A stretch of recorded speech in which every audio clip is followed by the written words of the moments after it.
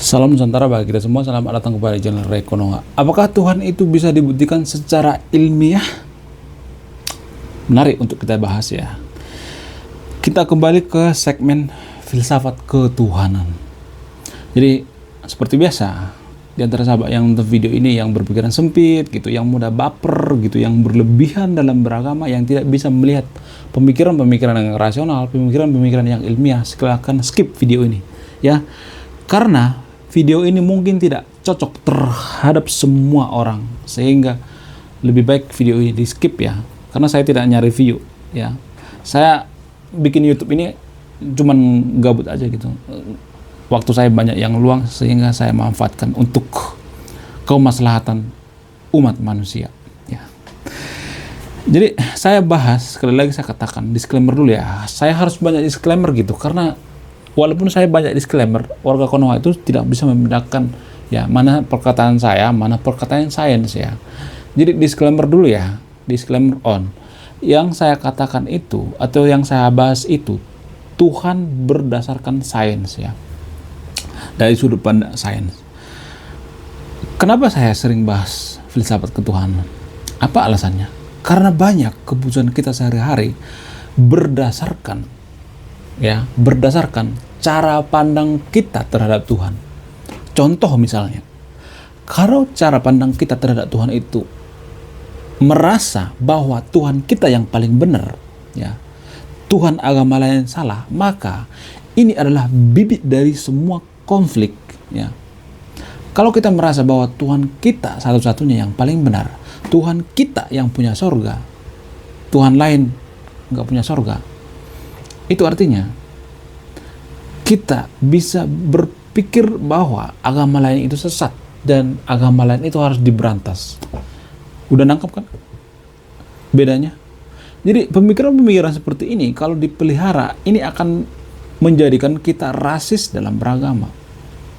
Ini konflik sebenarnya. Jadi mohon maaf ya, teololis juga berpikir seperti ini. Kenapa ada orang menjadi teololis? Karena berpikirnya seperti ini, merasa bahwa agamanya yang paling benar, agama yang paling suci, agama lain sesat. Ya, dia berpikir bahwa hanya Tuhan mereka yang paling wow gitu, yang paling ada gitu. Tuhan agama lain itu sesat gitu. Padahal Tuhan itu kan satu ya, apapun agama kita, apapun ras kita, apapun suku kita, yang menciptakan kita itu adalah Tuhan. Ya, kalaupun Tuhan itu ada. Jadi teololis juga cara berpikirnya seperti itu. Teololis berpikir bahwa kalau dia memusnahkan agama lain, maka dia akan masuk surga. Ini adalah logika yang konyol, yang mohon maaf, tolol banget. Bagaimana mungkin kita bisa masuk surga dengan membunuh orang lain? Coba bayangkan. Emang Tuhan menerima orang pembunuh gitu karena membunuh agama lain gitu? Kalau kita berpikir secara rasional dulu, emang ada Tuhan seperti itu? Tuhan seperti apa seperti itu? Yang bisa menerima orang yang membunuh agama lain masuk surga tanpa hisab pula, ya kan? Teololis kan berpikirnya seperti itu. Kenapa banyak teololis di Konoha? Karena berpikirnya seperti itu, kacau berpikirnya. Irasional, logical fallacy, cacat logika, kampungan dalam beragama. Ini kan prinsip kampungan dalam beragama. Berharap masuk surga itu jalur apa? Jalur khusus, yaitu tanpa hisab. Kalau memusnahkan agama lain, kan konyol kan pemikiran seperti ini, tolol kan pemikiran seperti ini, ya. Apa-apaan coba seperti itu cara berpikirnya? Kenapa saya mengatakan seperti itu? Karena menurut data, saya tidak ngasal mangap ya. Menurut data, menurut BNPT, ya, jumlah orang yang terpapar radikalisme di Konoha itu 33 juta orang. Sumbernya dari mana? Ya dari sini, dari pemikiran-pemikiran seperti ini, prinsip-prinsip seperti ini. Merasa bahwa agama yang paling benar gitu, agama lain sesat. Merasa bahwa Tuhan yang paling benar, Tuhan lain sesat.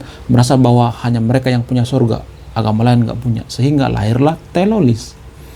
Ini cikal bakal daripada teololisme tanpa kita sadari. Ini sumber daripada konflik, segala konflik, ya. Jadi udah nangkep kan cara berpikir teololis itu seperti apa? Mohon share video ini ke teman kalian yang terlalu radikal gitu dalam beragama. Makanya saya mengatakan beragama itu bisa-bisa aja lah gitu. Jangan terlalu berlebihan, santuy-santuy aja. Kita juga belum bisa memastikan bahwa surga itu ada, ya kan? Ngapain terlalu ngebet gitu, pengen ke surga gitu. Dengan cara apa? Dengan cara memusnahkan agama lain. Ya, emang ada ke surga itu jalur khusus gitu. Surga juga masih belum pasti guys, belum, masih bisa dipertanyakan gitu. Kalau saya mengatakan bahwa surga itu belum pasti, siapa yang bisa bantah, Jo? Siapa yang bisa bantah? Emang surga itu bisa dipertanggungjawabkan gitu, adanya secara ilmiah? Emang surga itu bisa di Sherlock? Ada yang bisa Sherlock nggak? Sherlock dong. Kan kalian mengatakan bahwa kitab suci itu ilmiah gitu. Kalian mengatakan bahwa kitab suci itu ya rasional gitu. Agama kita itu agama yang paling rasional, masuk akal. Disuruh Sherlock surga, nggak bisa. Rasional di mana? Masuk akalnya di mana? Kan konyol kan berpikirnya. Saya mengatakan seperti ini, pasti ada yang bantah misalnya, surga itu tidak bisa dipikirkan dengan pemikiran manusia, dengan akal.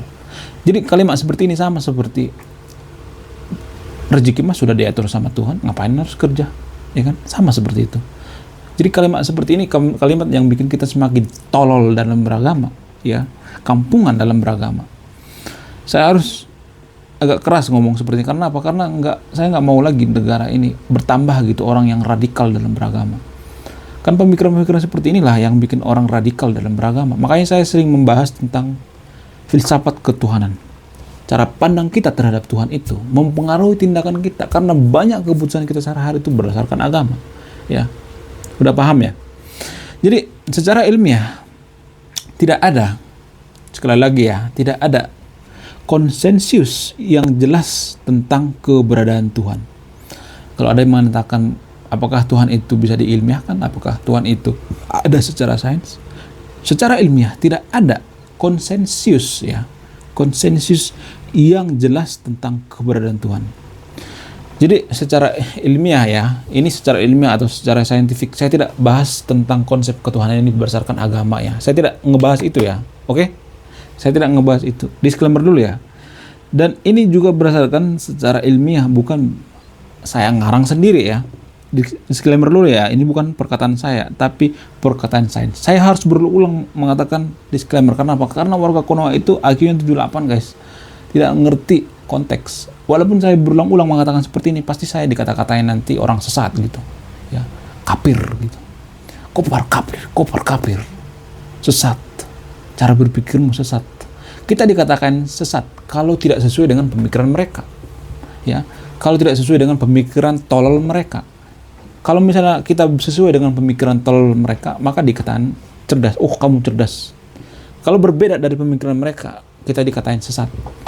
Segitu berbahayanya cara berpikir di Konoha. Tidak bisa berpikir secara rasional. Tidak bisa berpikir dari sudut pandang lain. Harus dari sudut pandangnya sendiri gitu.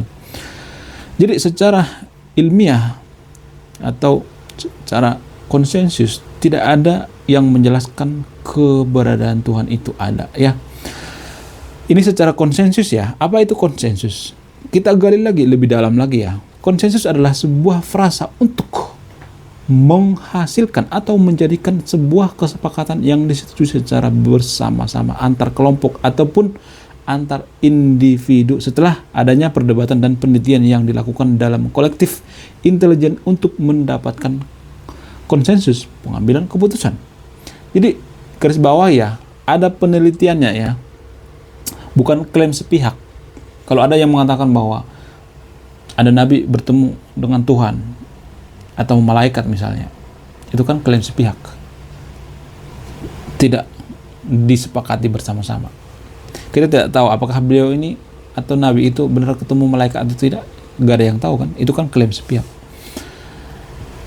Jadi sains membutuhkan bukti, sedangkan agama membutuhkan keyakinan.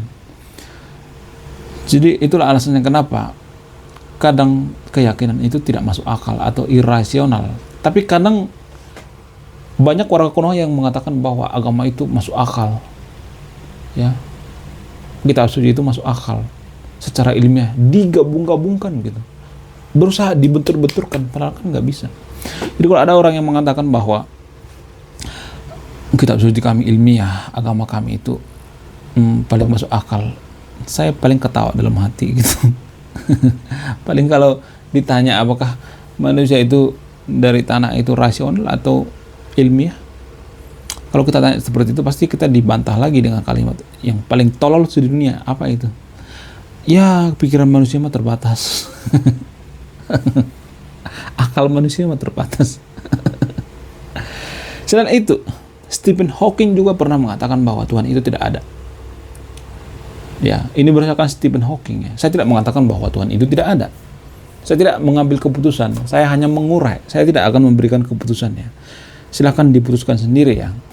Ethan Segel juga pernah mengatakan bahwa tidak ada satupun partikel atau penelitian atau saintifik yang mengatakan bahwa Tuhan itu ada. Nggak ada.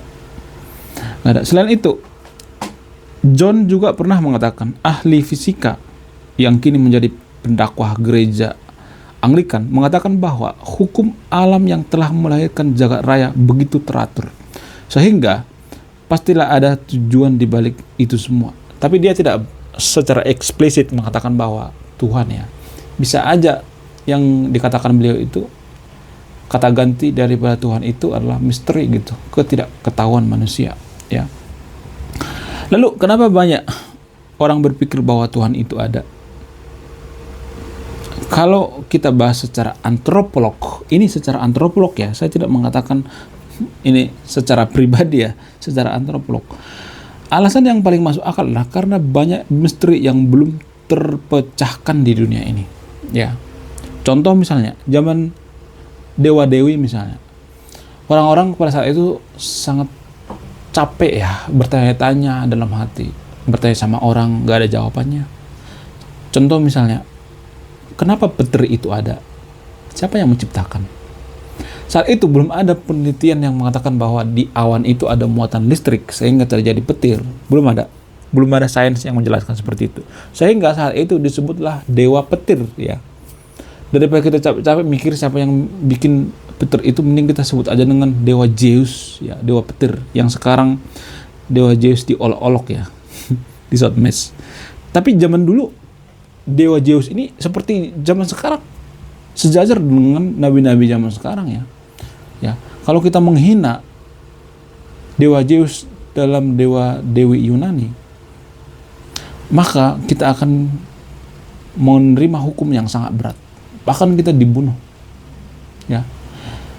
Agama juga seperti itu, kepercayaan juga seperti itu. Seiring berjalannya waktu bisa bergeser gitu. Jadi nabi-nabi yang sekarang sangat dihargai 500 atau 100 tahun atau 2000 tahun lagi, kalau kita mengatakan misalnya ada nabi sekarang yang sangat dihargai, terus kita bikin olok-olokan di media sosial misalnya 1000 tahun lagi, ya nggak jadi masalah. Sama kasusnya seperti dewa Zeus tadi itu ya. Zaman dulu Zeus itu sangat dihargai, nggak bisa dikritik ya. Kalau dikritik dianggap penistaan agama ya.